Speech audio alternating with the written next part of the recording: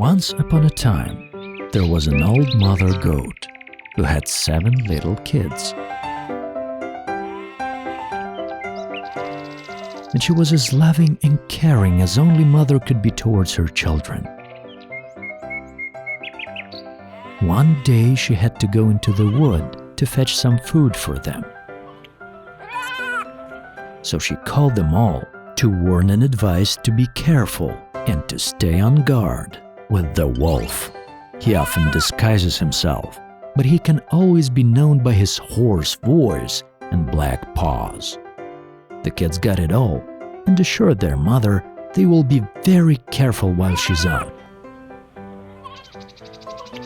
And so the mother goat went on her way.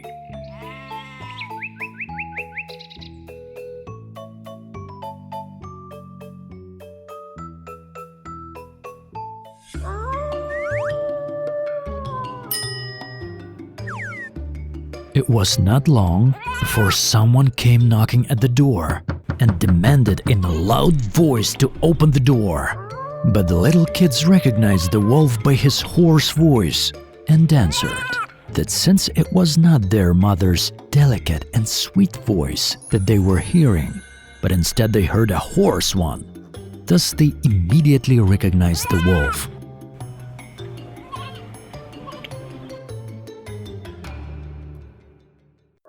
Then off went the wolf to a shop and bought a big lump of chalk and dated up to make his voice soft. Then he came back, knocked at the door, and told the kids in a very thin voice that they should open the door. The wolf put up his black paws against the window, and the kids, seeing those, replied back that they wouldn't open the door as their mother didn't have black paws, which meant that this was the wolf standing behind the door.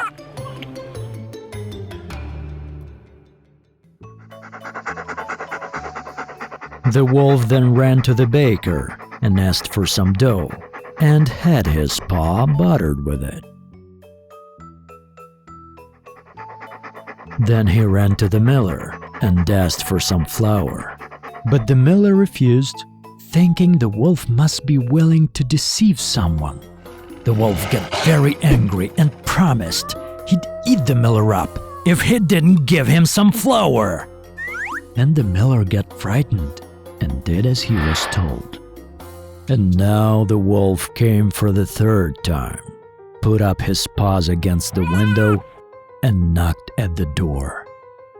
The kids saw that the paws were white. They believed it was their mother, and so they opened the door. But once it was opened, they saw it was the wolf. They got so terrified and tried to hide themselves. One kid ran under the table, the second one got into the bed, and the third one into the oven. The 4th one hid in the kitchen, the 5th got into the cupboard, the 6th one hid under the sink, and the 7th kid hid in the clock case.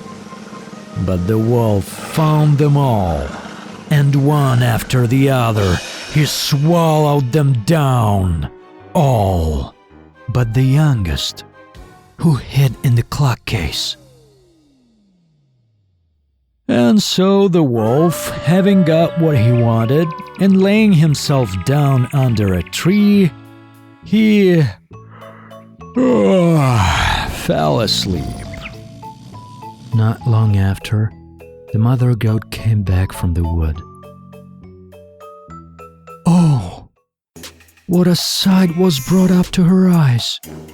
The door was wide open, the table and all the chairs were upside down, the sink being broken, the blankets and all the pillows torn off the bed. She sought for her children, but they were nowhere to be found.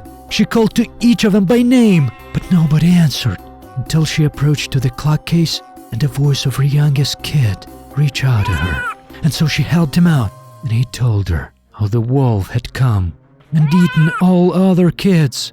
And one could only imagine how she cried for the loss of her dear children. At last, in her grief, she wandered outdoors, and the youngest kid with her. When they came into the meadow, there they saw the wolf lying under a tree and snoring so that the branches shook.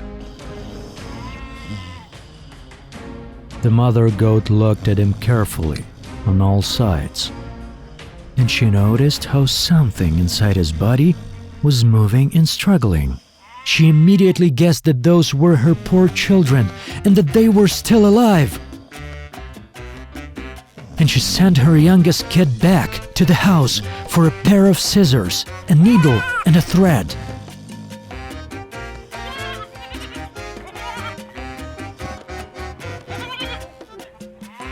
Then she cut the wolf's body open. And the first kid showed his little head out. Then out came the next one. One after the other, the 6 little kids all jumped out alive and good-looking. Nothing bad could have happened with them. As for in his greediness, the wolf had swallowed them down in whole. It was a pure delight. They went on hugging their mother, jumping and dancing around.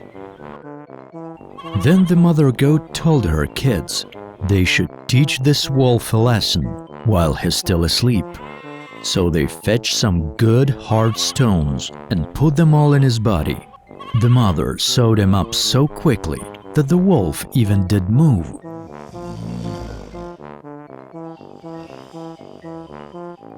When the wolf woke up and got up, the stones inside him made him feel so thirsty that he decided to drink some water from the well. So he came to the well and inclined a bit to drink. But the heavy stones weighed him down, so he fell over into the water. And when the 7 little kids saw it all, they came up running to their mother, crying out and dancing with her all around the place. That was the way they taught a good lesson to the naughty wolf.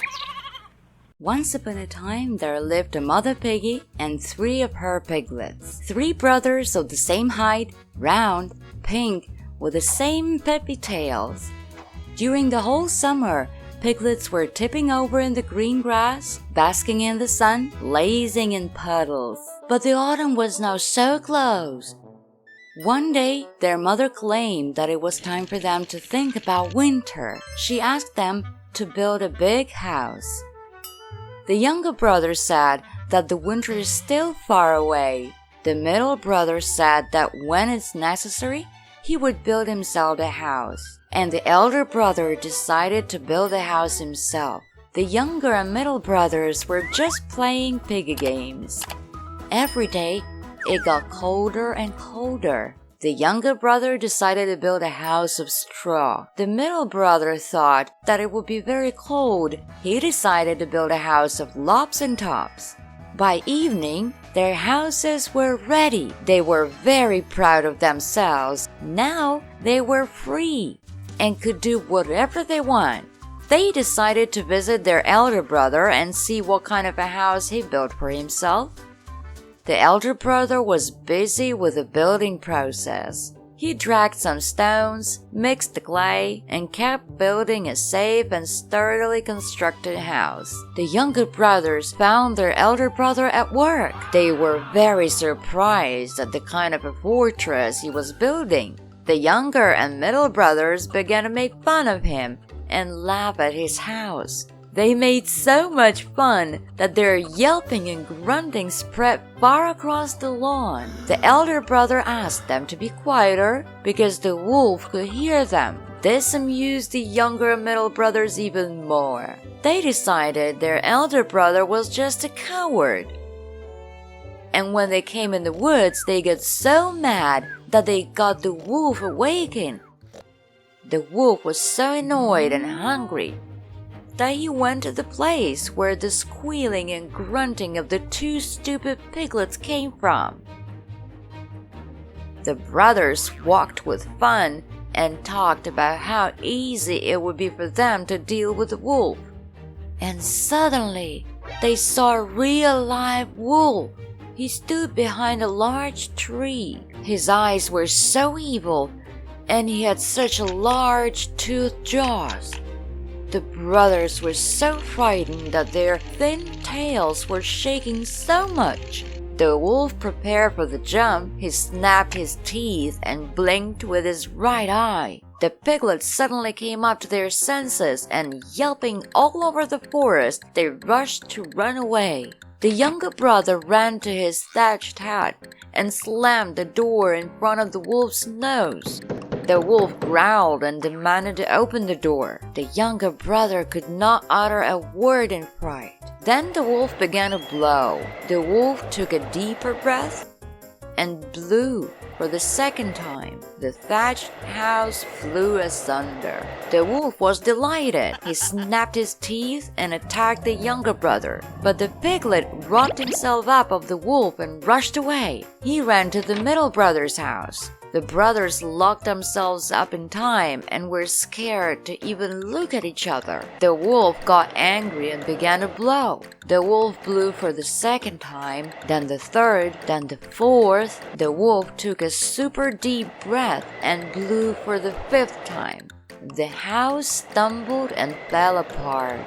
Just the door alone stood for some time in the middle of the ruins. Horrified, the piglets rushed to the elder brother's house. The wolf ran after them. He was sure that this time the piglets would not run away from him. The piglets quickly rushed past a large apple tree, but the wolf didn't succeed to roll up, and eventually he hit the apple tree. One hard apple hit him right between the eyes. The younger and middle brothers had time to run into the elder brother's house and shut the door with a locking bolt. The wolf ran to the door, growled, and demanded to open it. The younger brothers were very scared and could not say a word back. And the elder brother knew that he and his brothers had nothing to fear for in a solid house made of stone. Then the wolf breathed in and blew as hard as he could. But no matter how much he blew, not a one tiny stone moved. And then